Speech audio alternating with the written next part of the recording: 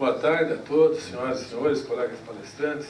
Quero agradecer à organização do evento, mestre Zezac, pelo convite que nos fez aqui para vir aqui expor um pouco a situação do saneamento e a tecnologia de nossos associados. Eu estruturei a palestra, falar um pouco do que é o Sindesan, uma vista geral do saneamento, os nossos desafios, a tecnologia dos nossos associados. Os nossos associados têm tecnologia para atender essa demanda de mercado.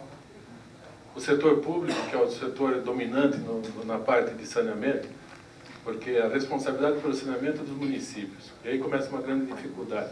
Nós temos 5.600 municípios, mais ou menos, aqui no Brasil, e essa responsabilidade da água, da efluentes, é do município.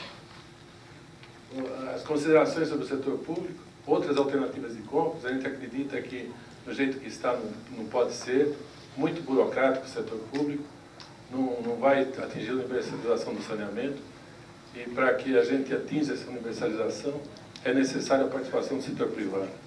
E conclusões. Bom, o Sindesan é o Sindicato Nacional, como o Rodrigo falou, para saneamento básico e ambiental. Há mais de 30 anos atuamos, temos aproximadamente 110 empresas associadas e geramos mais de 10 mil empregos diretos. Tem o guia do Sindesan, acho que vocês vão receber. Se não receberam, eu peço para a Viviane providenciar o guia para vocês participantes. E lá no guia vocês vão ver o que nós fazemos, os associados nossos fazem, equipamentos e sistemas, reuso de efluentes, controle de poluição atmosférica, tratamento e disposição de resíduos sólidos, desobstrução, de adução, coleta, medição e controle. Duas certezas que nós temos: nós estamos totalmente desindustrializados, essa é uma certeza, e outra certeza é que vai faltar água. Essa é outra certeza, vai faltar água em São Paulo. Bom, um pouquinho da situação atual de saneamento. Nós temos, em média, 43% de perdas físicas no Brasil. Isso é um absurdo, porque imagine vocês que se São Paulo, São Paulo, por exemplo, que é o mais avançado no setor aqui de saneamento, ela consome de 60 a 70 metros cúbicos por segundo e perde em torno de 30%. Perde 21 metros cúbicos por segundo. Isso é um absurdo. Os mananciais estão cada vez mais poluídos. Isso é um problema, porque quanto mais poluído, mais difícil fica em tratar a água, tratar o efluente. E falta disposição adequada de lodo. Sem água nós estamos atrasados, em esgoto nós somos uma vergonha. Nós temos aí 50% de esgoto doméstico produzido e coletado e jogado no rio in natura. Temos 32% de esgoto coletado que é tratado, quer dizer, dos 50, 32 é coletado e tratado. E 21% do esgoto doméstico é tratado em fossas. E aí começa a brincadeira dos números.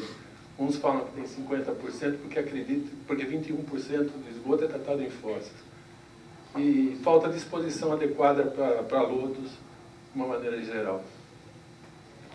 Bom, lixo, então, nem se fala. Lixo, temos os lixões, que por lei deveriam ser extintos, deveriam termos controlados, mas não temos ainda. Vamos postergar a lei dessa exigência. Então, lixo é mais complicado ainda. Precisaríamos 3 vezes mais investimento do que atualmente temos para que atingíssemos a universalização no ano 2035, 2040. Do jeito que está, nós vamos atingir a universalização do saneamento, através de efluentes, que eu falo, talvez na década de 2060, por aí, 2070. Então vai ser difícil a gente... Isso é fonte do Trata Brasil, que é uma ONG especializada. Bom, a tecnologia dos nossos associados atende a toda a cadeia, desde a água, esgoto, resíduos sólidos, captação, tratamento, bombeamento. Nosso amigo Djalma vai falar sobre bombeamento, válvulas, em todas essas categorias. E nós estamos muito atrasados no Brasil, em termos de tratamento de água, tratamento de efluentes, e muito mais atrasados ainda em termos de lodo. Porque poderia se usar secagem térmica, sistema solar e incineração para gerar energia. Bom, eu vou passar rapidamente isso, mas quando você faz um projeto, a gente defende a ideia de que você tem que comparar o CAPEX e o OPEX. O CAPEX é o custo de investimento e o OPEX é o custo de operação. Quer dizer, projetos de tratamento de água, projetos de tratamento de efluentes são complexos e tem que ser comparados o CAPEX e o OPEX, e para cada caso é um caso. Se fazer uma estação de tratamento de efluentes para São Paulo, por exemplo, uma região densa, democrática, densa, é um estudo que você faz. Se faz uma estação lá para o norte, nordeste, é outro estudo. Bom, a evolução da estação de tratamento de água vem desde uma simples filtração, na época quando São Paulo foi descoberta, uma simples filtração. Depois vem poluindo as águas e vai se complicando, com cloração, clarificadores, decantadores, flotação. E hoje, para vocês terem uma ideia, em Guarapiranga, o tratamento lá é uma verdadeira fábrica de produzir água. É muito difícil. A sociedade não tem noção do que é trazer água. Hoje tem um projeto de São Lourenço, está se trazendo água a 200, 300 quilômetros de distância, uma altura de 200, 300 metros, 300, né? 300 metros, 370, e é muito oneroso, né? A estação de tratamento é onerosa e a dificuldade é enorme, quer dizer, a água é um bem finito. Bom, aqui algumas tecnologias dos nossos associados, ultrafiltração, osmose reversa. Aqui exemplos de nossos associados no mundo, porque parte dos nossos associados são multinacionais. Essa aqui é uma francesa, por sinal, mas que está aqui no Brasil, gerando emprego aqui no Brasil. E é isso que nós defendemos, que a empresa mesmo pode ser multinacional e que nós temos capacitação, mas geramos emprego no Brasil e pagamos impostos aqui no Brasil. Bom, a estação de tratamento de esgoto também é muito difícil de tratar. Antigamente começava com fossa séptica, depois passou para lagoas anaeróbicas e aeróbicas, lodos ativados de suas variações, tratamento anaeróbico, lodo ativado com remoção de nitrogênio e fósforo. São Paulo é o estado mais evoluído, o sul, não o sul, por exemplo, Santa Catarina tem um nível de tratamento de esgoto muito baixo. Então, o tratamento mais atualizado, o tratamento mais moderno que tem hoje em dia é por membranas, MBR. Aqui é um sistema fluxograma, onde que falava do SBR, o MBR, lodo ativado convencional, leitos, quer dizer, são diversas variações de tratamento de efluentes que está disponível no mercado. Quero mostrar isso para dizer que nós temos as mais diversas tecnologias disponíveis para atender ao mercado de saneamento. Aqui, antigamente, era um sistema mais complexo, que você tinha um gradeamento, um decantador primário, uma lavadeiração, um decantador secundário, filtro de areia, né? E hoje isso aí está sendo condensado com as membranas, reator de membranas, que substitui todo esse sistema convencional. E ela produz um efluente de água de alta qualidade. Então, esse é um exemplo de uma estação hoje mais moderna. E eu pus aqui os desafios futuros, porque nós já estamos em São Paulo numa situação extremamente crítica de falta d'água, vai faltar água, podem ter essa certeza. E se a gente tivesse a disponibilidade de fazer o reuso de água, que eu acho que vai ser a alternativa para São Paulo, usar água potável para fins potáveis e usar água industrial com reuso do efluente, seria uma boa alternativa. Porque a tendência no futuro é termos insuficiência de água dos mananciais e de rios ficarem cada vez mais poluídas, um aumento da poluição, aumento da necessidade de energia e aumento da necessidade de água. Vou passar isso. Esse aqui seria um fluxograma de uma cidade sustentável, né?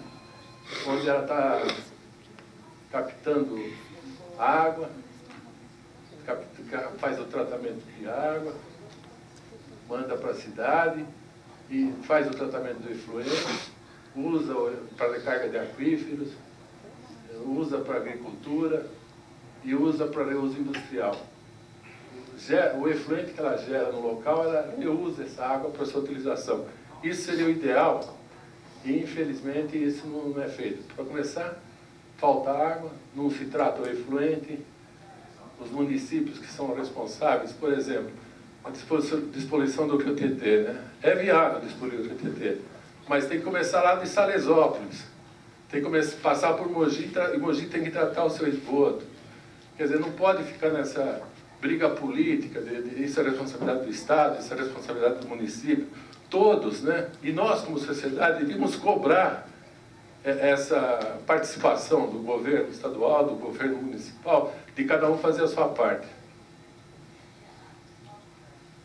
Bom, o reuso, vou passar, é um recurso alternativo. O reuso permite, imagine em São Paulo, que se você fizesse reuso e pudesse reciclar água de chuva, reciclar a lavagem, o esgoto, o efluente. Então, tudo isso, a gente teria que ver esse reuso como uma possibilidade. O esgoto é um produto e não um desperdício, né? E não um problema do vizinho, né? Normalmente aqui no Brasil o esgoto é problema do vizinho, porque você joga para o vizinho. São Caetano joga o esgoto para São Paulo, Mauá joga o esgoto para São Paulo, então fica sendo sempre um problema do vizinho. E São Paulo já enfrenta, né, essa escassez dos recursos hídricos, né? E as indústrias, eu acho que estão cada vez mais cuidadosas em se instalar em local que realmente com baixos recursos hídricos. E a gente perde, né, com esse problema de recursos hídricos não ter água, você perde a oportunidade de ter indústrias em São Paulo. Bom, esse aqui é um gráfico de como é o reuso nos países. A Espanha tem 11%, Singapura tem 35% de água reusada, reutilizada, né, reuso da água, e o Brasil está bem incipiente. Bom, o que eu falei, né, que no tratamento convencional, os efluentes são vistos como descarga por rio e contaminantes. E a ideia do reuso é que isso aqui tenha valor, né? O lodo tem valor para energia, gerar energia, e o efluente tratado tem um valor para ter reuso de água, de aquífero, agricultura, potabilização indireta, recarga de aquífero. Aqui, por incrível que pareça, normalmente o reuso se faz do setor municipal, que é mais fácil de fazer o reuso, mais fácil de tratar, para o setor industrial de óleo e gás. E aqui no Brasil, quem fez está mais evoluído em termos de reuso é a Petrobras, que tem um projeto específico de reuso para as refinarias novas que tem sido feito. Então nós temos o reuso em refinarias e não temos reuso na área pública. Bom, esse é um exemplo do CEMP, do Centro Tecnológico da Petrobras, onde tem reuso de água, purgas de torno, esgoto sanitário, que eles reusam praticamente circuito zero, né? Desperdício zero. Esse aqui é um exemplo, lá em Colorado, Denver, de reuso potável direto. O reuso potável direto é do efluente, você trata o efluente e transforma em água potável. Isso tem uma certa aversão, e aqui no Brasil não tem uma legislação específica, mas em Colorado, no Denver, que também não tem água lá, já estão fazendo o reuso direto de água. Então passa por coagulação, floculação, decantação, recarbonatação, filtração rápida, depois vem para uma parte de desinfecção por ultravioleta, absorção em carvão ativado, osmose reversa, extração de amônia, ozonização, cloração. Você vê que fazer uma estação de tratamento de água complexa é uma fábrica, né? Imagina integrar todos esses processos, né? Então isso custa, mas a água é um elemento finito, vai acabar a água. Ou a gente parte para essas soluções, talvez não tão arrojadas quanto o reuso direto, mas para recargas de aquífero, é isso que eu defendo, o reuso indireto. O reuso indireto, nós associados defendendo que aqui no Brasil, aqui em São Paulo especificamente, nós temos condição de fazer o reuso indireto, planejado, porque hoje você tem o reuso indireto não planejado. O que é o reuso indireto não planejado? Mogi das Cruzes joga o esgoto no Rio Tietê e Guarulhos pega essa água do Rio Tietê para transformar em água potável. Esse é o reuso indireto não planejado. E o planejado é você planejar. Bom, aqui é um exemplo de Singapura, que é um país, né, lá no setor asiático, que reusa bastante a sua água e transformam em água pura parte do seu esgoto. Na parte de resíduos urbanos, nós temos diversas, porque você trata o efluente, trata a água, você gera lodo, né? Então você tem que tratar esse lodo. Então você poderia fazer compostagem, disposição em aterros sanitários, cogeração, incineração de energia. O problema é que, até um pouco tempo atrás, falar em incineração na CETESB era meio palavrão. Hoje eles já admitem falar em incineração, mas incineração custa, a energia gerada por incineração é um custo maior do que uma energia solar. Precisaria ter subsídios. E não temos esse subsídio por parte do governo. Então é difícil você implantar um projeto que fique em pé para gerar energia através ou de compostagem ou mesmo de incineração. É mais fácil jogar num aterro, né? Ou jogar num lixão, ou lodo. 5 minutos. Bom, um exemplo aí de por que seria melhor fazer incineração ao invés de se transportar. Para vocês terem uma ideia, em Barueri, nós temos uma estação de tratamento de efluentes pela Sabesp, dá mais ou menos 700 toneladas, ela gera, né, com o tratamento do efluente, 16 metros cúbicos por segundo, mais ou menos 700 toneladas de lodo dia. Então, isso dá mais ou menos uns 30, 35 caminhões que transitam por aí levando lodo para aterro. Isso poderia ser feito uma solução energética para lodo e tudo mais. São alguns exemplos de instalação. E perdas. O que nós falamos de perdas é que realmente você tratar a água e perder, em São Paulo 30%, no Acre 70%, na Rondônia uns outros 80%, não tem sentido, né? A água é um alimento finito, vai acabar, a água vai valer mais que gasolina daqui para frente, e então não vale a pena perder, temos que usar, e temos, né, equipamentos dos nossos associados que permitem reduzir as perdas. Bom, vou falar rapidamente isso, vou passar, o material fica, mas administrador público também, a gente tem que reconhecer que é muito difícil ser administrador público no Brasil.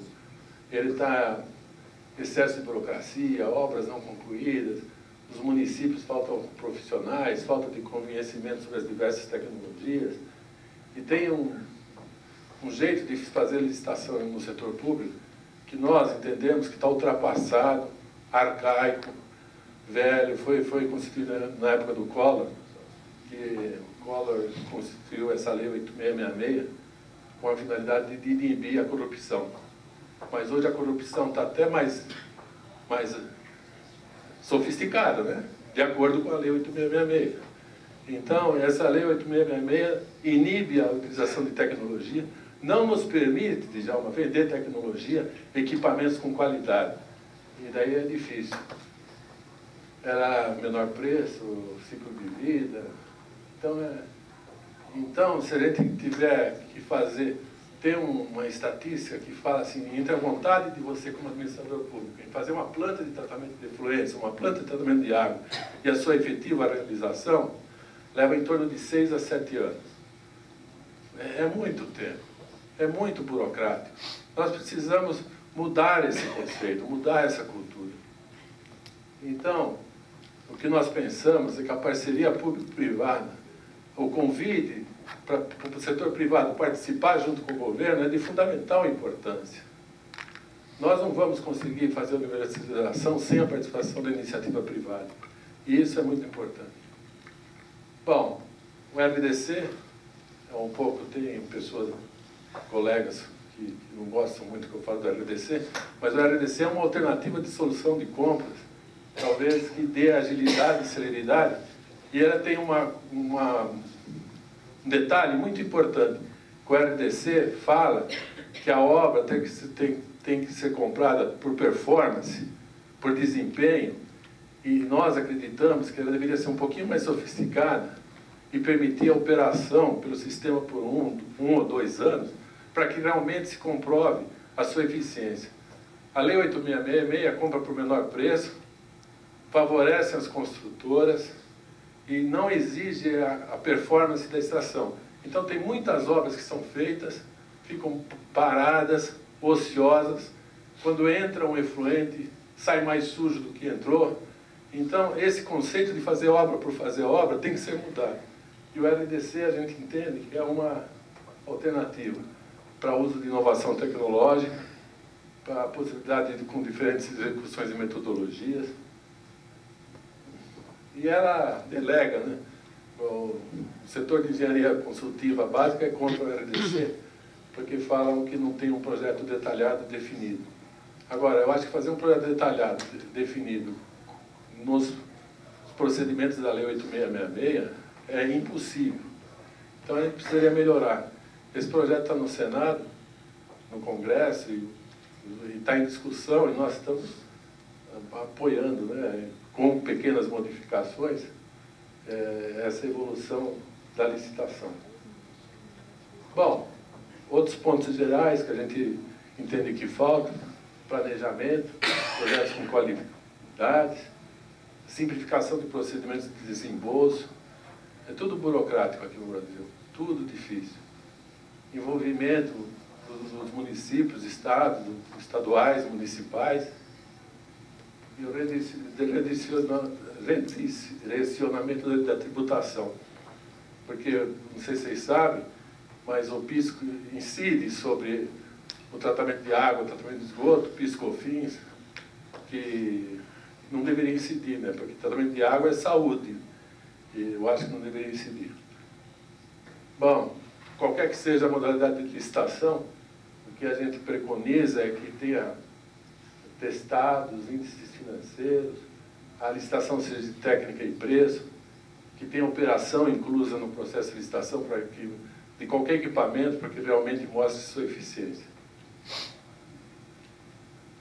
Bom, aí é um outro problema. No caso específico do saneamento, o dinheiro que é para fazer uma obra do PAC, por exemplo, ela vem do Fundo de Garantia, do FGTS, através da Caixa Econômica Federal. O dinheiro vem do trabalhador brasileiro. Esse dinheiro vai para a Sabesp, que contrata uma construtora, normalmente, e essa construtora importa o produto. Quer dizer, com o dinheiro do Fundo de Garantia por Tempo de Serviço, nós estamos gerando emprego lá fora. Então, o que tem no nosso mercado de empresas associadas, das 110 empresas associadas da casa, aqui da BIMAC? Todas elas estão reduzindo o pessoal. Quer dizer, num setor que tem uma demanda crescente, nós estamos gerando emprego lá fora. É outro absurdo, é outra reflexão que a gente tem que pensar e ver como fazer para ter um conteúdo nacional, um conteúdo local, porque nós não somos responsáveis pelo custo do Brasil. Na realidade, nós queremos ser competitivos, mas tem que ter algum benefício, ter isonomia, alguma coisa. Temos que pensar, porque senão não vamos diminuir. Quer dizer, vamos ser representantes comerciais. O Brasil está se desindustrializando, já foi. Nós precisamos nos reindustrializarmos. Bom, nós, como Cindesan, estamos propondo discutir com a sociedade a melhor modalidade de contratação. O que nós queremos é agilizar o processo de universalização de água, efluentes, ter plantas operando adequadamente. Visite o nosso site e fico à disposição para eventuais perguntas. Obrigado.